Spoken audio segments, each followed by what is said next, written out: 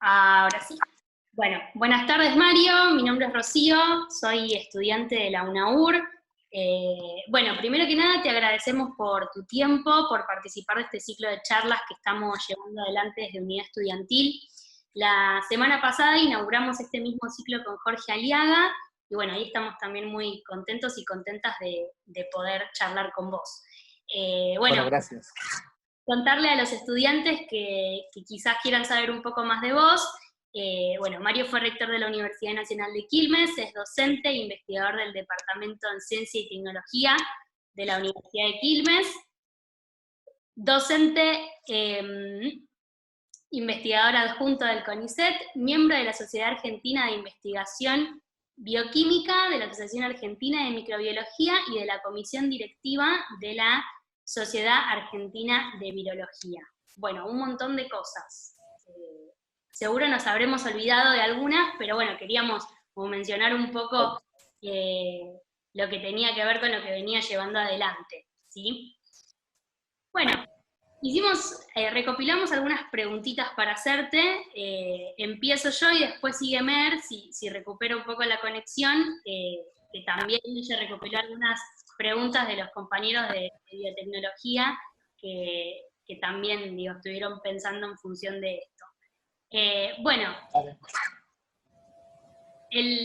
quizás el tema del momento que estamos atravesando, estuvimos investigando un poco lo que vos haces en este sentido, en este área, que es doctor en bioquímica, y bueno, estuvimos mirando algunas entrevistas y se nos ocurrieron algunas preguntas. En principio pensábamos, bueno, en preguntarte cuál es la denominación de los casos del COVID-19. ¿Qué significa que un caso sea importado o que no lo sea? Ahí tenés, hay varias cosas para decir. Primero, habría que decir que COVID-19 es un nombre, es el nombre de la enfermedad, no del virus. Es lo que quiere decir simplemente en inglés, coronavirus, virus, disease, o sea, enfermedad producida por un coronavirus. Y el nombre del virus se pusieron de acuerdo, digamos, los expertos en virología en el mundo, denominarlo SARS-CoV-2, que quiere decir el coronavirus, el segundo coronavirus conocido que produce el SARS, que es una enfermedad que se describió por primera vez en 2002 y que es un síndrome agudo, respiratorio y grave. Las siglas en inglés son agudo, respiratorio y severo. Sever en inglés se traduce como grave, no como severo en castellano. Y en el caso de esta enfermedad hay, por un lado, personas que se enferman y no tienen síntomas, y a esos llamamos asintomáticos, personas que se enferman y tienen síntomas leves, personas que se enferman y tienen síntomas graves, y personas que se enferman y tienen síntomas críticos. A los que tienen síntomas críticos son los que tienen síntomas críticos son los que necesitan de alguna tecnología médica especial, como son los respiradores, como son las unidades de terapia intensiva, y por lo tanto son el foco de la atención médica más prioritaria en este caso. Y después tenés la clasificación según el tipo de circulación, que es un poco lo que vos preguntabas. Tenés casos que son importados cuando a un país cuenta los casos de sus propios ciudadanos, de la gente que vive en ese territorio.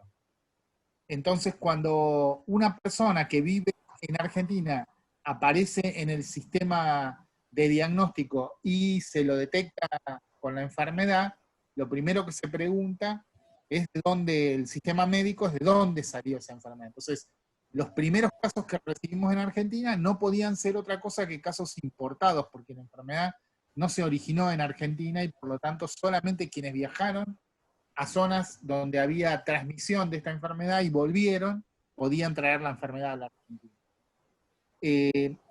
Esos son los casos importados. Después tenés una serie de casos que tienen que ver, todos los demás tienen que ver con circulación comunitaria, pero se denominan, hay una diferenciación ahí, se denominan en conglomerado aquellos casos que son de transmisión directa de la persona que viajó y está enferma aquí, que viajó y trajo el virus de afuera, sus casos, digamos, sus parientes más cercanos, sus convivientes, que se infectaron y que tuvieron contacto directo con él, a eso se lo llama en conglomerado. Cuando no hay vínculo directo con una persona que viajó, ya se considera que son casos de circulación interna o de circulación comunitaria. Esas son las clasificaciones que tenemos. Bueno, buenísimo, porque la segunda pregunta tenía que ver con justamente cuál era la diferencia entre transmisión comunitaria y transmisión en conglomerados. Claro, es eso, es la transmisión son todos casos de transmisión local, Ahí va. comunitaria. Pero en un caso, en conglomerado, es con cercanía con una persona que llegó desde el exterior y transmisión directa desde esa persona, y la transmisión comunitaria ya no se puede determinar ese primer vínculo. Perfecto. Bueno. Obviamente, una epidemia en un país va siendo cada vez más grave cuando más casos de transmisión comunitaria hay.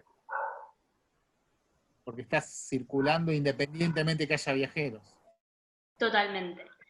Bueno, la siguiente pregunta tiene que ver un poco con, bueno, nos habías comentado justamente que había un agente que es el que produce el COVID-19, que es similar al SARS o de la familia del SARS, vimos en una de tus entrevistas, y bueno, estábamos pensando si en función de este parecido genético podía haber, digamos, algún aceleramiento en el proceso de producción de una vacuna contra el COVID-19.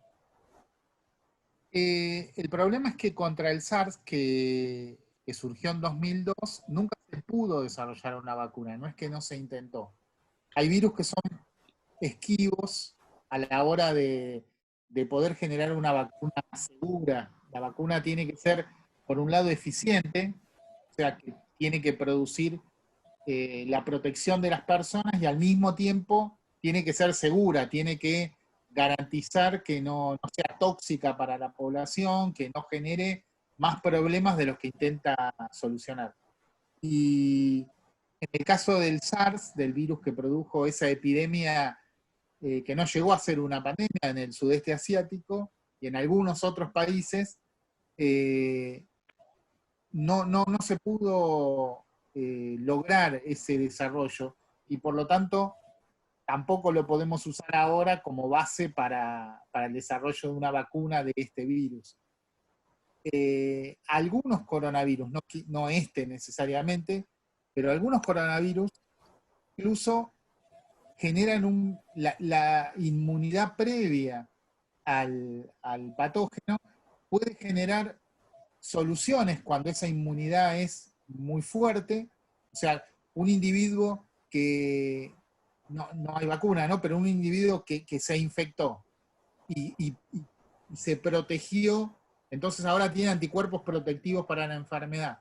Y esos anticuerpos son muy variados y están en alta concentración en su sangre.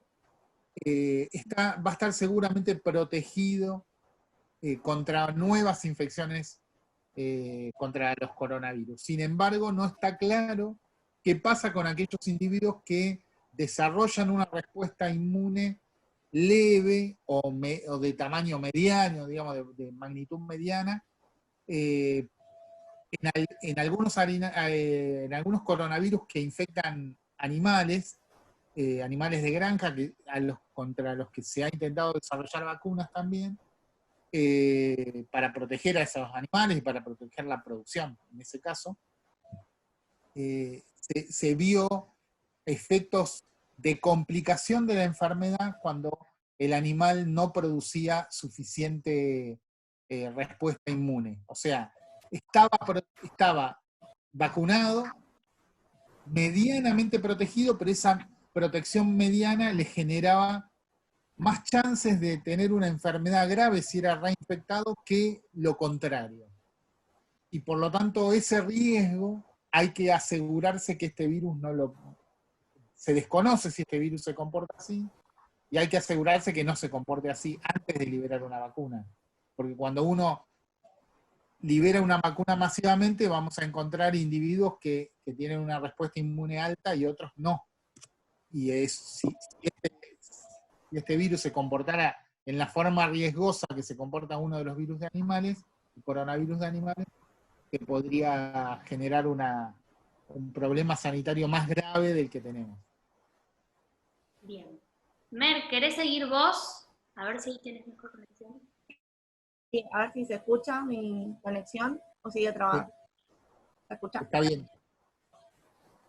Algo también que genera incertidumbre son estos casos asintomáticos que vos hablabas antes, y queríamos saber cómo es el contagio en esos casos. Escuchamos que hay como una menor carga viral en esos pacientes, y eso influye en el contagio. Queríamos saber si es así y qué se sabe sobre ese tema.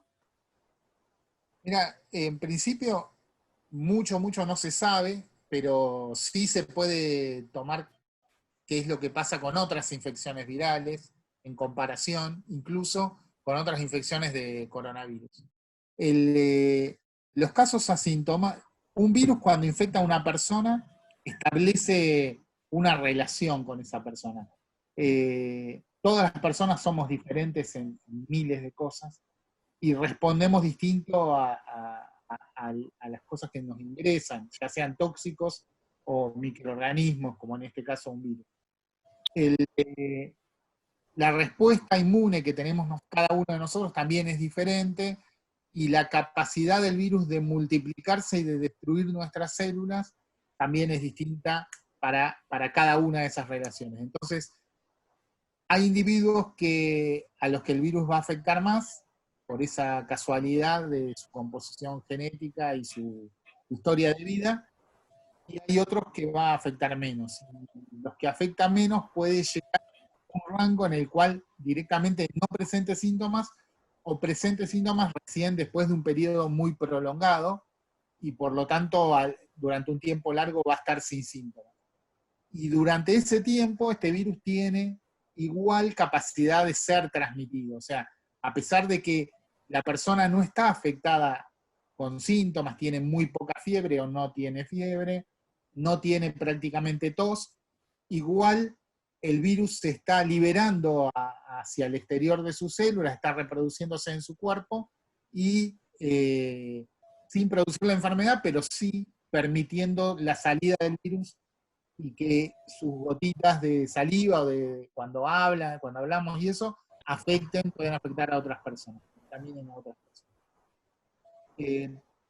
Piensen que casi todas las enfermedades tienen un proceso similar, y hay enfermedades que están dentro nuestro sin que nosotros lo notemos. Enfermedades, hay virus, hay patógenos, nosotros llevamos, portamos durante toda la vida sin que nos afecten prácticamente a nada. Hay unos virus que se llaman virus del polioma, que están en nuestro tracto digestivo y que normalmente los expulsamos con secreciones urinarias o de materia fecal al ambiente, y no producen ninguna enfermedad, tanto que se supone que hay un porcentaje muy alto, como un 15, un 20% de la población mundial está infectada por estos virus desde hace milenios, desde que la humanidad es humanidad. Son virus que nos acompañan hace mucho tiempo. Y hay gente que esos virus han coevolucionado con nosotros. O sea, las poblaciones humanas han ido cambiando su genética, y el virus, en concomitancia, digamos, cambió también su genética, adaptándose a los cambios que el anfitrión, que es el ser humano, le ofrece, digamos, le pone en su universo. El universo de los virus somos nosotros, en el interior de nuestro cuerpo. Entonces se adaptan a los cambios que nosotros, y se han ido adaptando con los milenios a los cambios genéticos de la humanidad.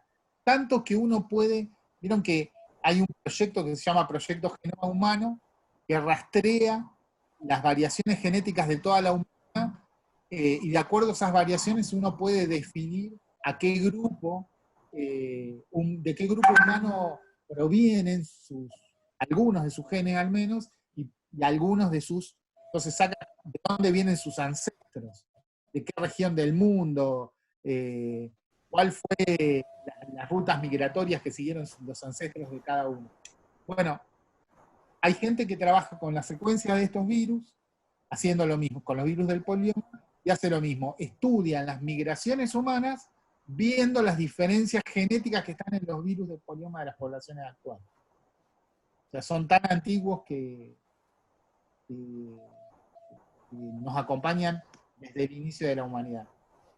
Y en general, esos virus, nosotros, ¿por qué están hace tanto tiempo y por qué no nos producen enfermedad? Porque la mejor estrategia para un virus que infecta a un anfitrión nuevo es tratar de sobrevivir el mayor tiempo posible dentro de ese anfitrión. Si el virus mata a ese anfitrión, el virus muere con el anfitrión muerto, no puede seguir viviendo.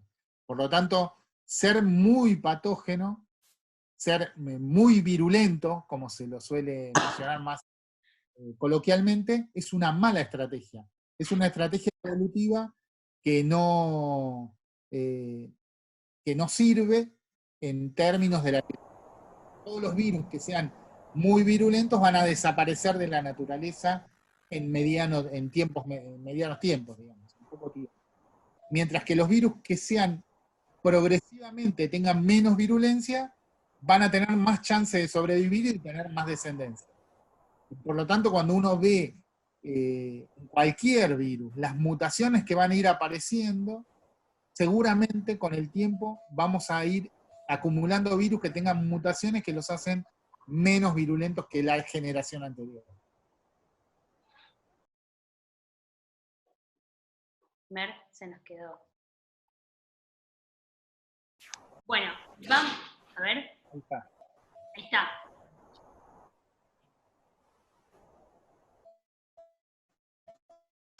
Bueno, vamos. Última pregunta, entendemos. Ahí está, la última pregunta, entendemos que el COVID es un problema de salud a nivel mundial, pero también te queríamos consultar sobre otras enfermedades que son importantes a nivel salud y que por ahí no se les da tanta atención en este contexto, y fuera de este contexto también, como por ejemplo el sarampión, y por qué son importantes, por ejemplo, el cuidado en este tipo de enfermedades, las políticas en este tipo de enfermedades, la vacunación y un poco eso. Bueno, el sarampión en particular, en Argentina hay una epidemia que está actualmente de sarampión, una de dengue, que es muy importante, y una de COVID, ¿no? Que ocurren simultáneamente. El sarampión para mí es un problema particularmente grave porque es un virus que estaba erradicado de la Argentina y es un virus para el cual hay una vacuna que es muy segura, que garantiza la protección de la población y sobre todo de los más chicos, y que si se aplica en los tiempos y además es gratuita, digamos, porque está en el calendario oficial de vacunación. Y si se aplica en los tiempos adecuados, no deberíamos tener ninguna epidemia de sarampión. Todo caso de sarampión que aparezca es un caso que nos autoinfligimos como sociedad, que aparece porque hicimos las cosas totalmente mal durante mucho tiempo. Y la verdad es que hayan aparecido hace poco tiempo contenedores con vacunas que el Ministerio de Salud en el gobierno anterior dejó abandonados y no terminó de importar, es una vergüenza como sociedad, digamos. Es algo que deberíamos hacer como sociedad nos tendría que dar una vergüenza terrible que eso haya pasado, y no entiendo cómo no esos dirigentes políticos que nos llevaron a ese lugar tan patético no son repudiados por la sociedad en forma continua, porque la verdad que es una vergüenza, es volvernos al siglo XIX en términos de salud. Y además el sarampión genera una enfermedad con posibles riesgos de muerte para chicos, que hay que tener en cuenta además, muchos de los chicos sobre los que hay riesgo no pueden ser vacunados porque tienen algún otro problema de salud que impide, que hace que no puedan recibir la vacuna. Y cuando en cualquier población grande uno va a tener un porcentaje de individuos que pueden ser vacunados, que en general son la mayoría, y otros que no.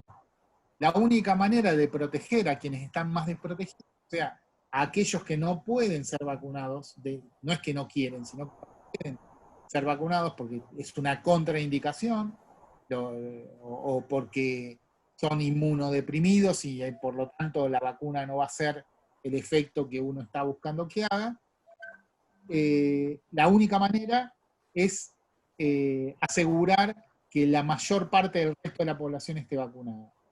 De tal manera que si nosotros tenemos solo un 50% de la población vacunada, esas personas van a estar esas personas que no se pueden vacunar van a estar muchas veces en contacto con alguien que no está vacunado y por lo tanto que pueda transmitirle la enfermedad, mientras que si el 95% de las personas están vacunadas, el contacto de estas personas que no se pueden vacunar con con otras personas no vacunadas va a ser muy bajo y por lo tanto no va a haber transmisión viral.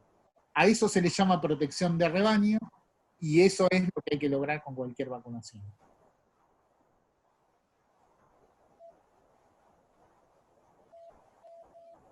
Y después el dengue, no sé si quieren que hablemos un poco de dengue. Por supuesto, lo que quieras, Mario.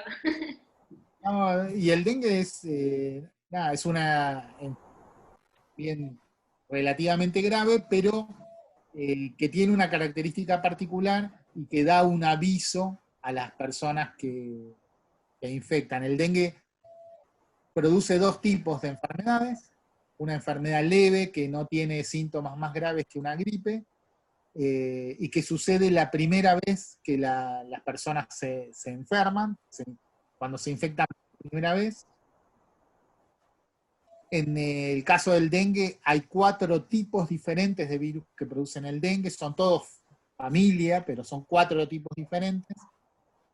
Y si la primera vez una persona se infectó, por ejemplo, con el dengue de tipo 2, y la segunda vez se vuelve a infectar con un dengue de tipo 2, está protegido, pero si se infectara la segunda vez con un dengue de tipo 3 o de tipo 1 o de tipo 4, tiene muchas chances de producir una enfermedad grave que se llama dengue hemorrágico, que tiene una tasa de mortalidad relativamente alta. Entonces, el riesgo de la reinfección es lo que hay que proteger en el caso del dengue, sobre todo porque para dengue, un poco por esta razón que acabo de decir, es muy difícil garantizar que una vacuna proteja y en lugar de generar más enfermedad, proteja al individuo, ¿no? Bueno, me parece que un poco como venías diciendo antes también, digo, en el caso del sarampión, y bueno, me parece que ante esta epidemia también, digo, creo que la respuesta a todas esas enfermedades, el porqué del nuevo brote de sarampión tuvo que ver, digo, también con la decisión política de un gobierno que durante 4 años posicionó la salud pública, digo, en un lugar en el que... En un no lugar. En el no lugar, y bueno, y hoy tener un gobierno que se toma la salud pública en serio, con nuestro ministerio recuperando su categoría de ministerio y con medidas en función de cuidar al pueblo, pues es un poco también la demostración de que con un Estado presente es la única forma. Sí, sí, absolutamente. Todos sabemos que el degradar de rango a un ministerio, a secretaría, no promueve directamente la falta de atención pública. Uno puede tener una Secretaría de Salud y tener buena atención, pero la verdad es que la degradación ya de por sí implica un gesto simbólico de la importancia que tiene esa actividad para ese gobierno, y ese gesto simbólico después nosotros lo vemos acompañado por gestos prácticos. El abandono del sistema de salud, la falta de protección de la gente en el caso de las vacunas, en el caso de los medicamentos, vino acompañado con esa degradación simbólica. Entonces, no es que uno solo discute la degradación simbólica, discutimos esa degradación en términos de una política que llevó a la degradación del sistema de salud, claramente. Y una cosa que es importante tanto para el COVID como para los otros virus es diferenciar, por un lado, cuáles son las soluciones que nosotros buscamos. Está la vacuna que ustedes preguntaron, que hay una serie de trabajos tratando de desarrollarla, pero también hay la vacuna va a proteger a la población sana para evitar que esa población se enferme. Y además está la investigación en los tratamientos. Un tratamiento es generar una terapia, un medicamento o algo que acompañe una alimentación determinada, una forma de trabajar sobre la enfermedad que cure a quienes están enfermos.